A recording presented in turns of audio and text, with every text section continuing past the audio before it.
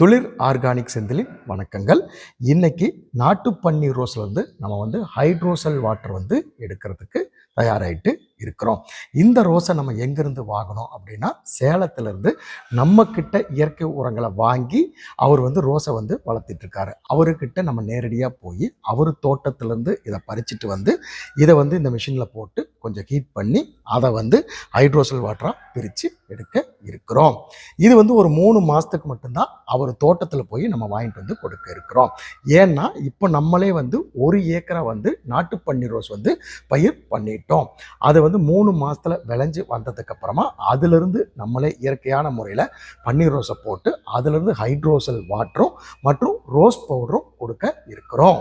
இது ஒரு ட்ரையலாக எடுக்கிறோம். இன்னொரு 10 நாளில் பேக்கிங் வந்ததுக்கு அப்புறமா ரோஸ் பவுடரும் ஹைட்ரோசல் வாட்டரும் கொடுக்க இருக்கிறோம்.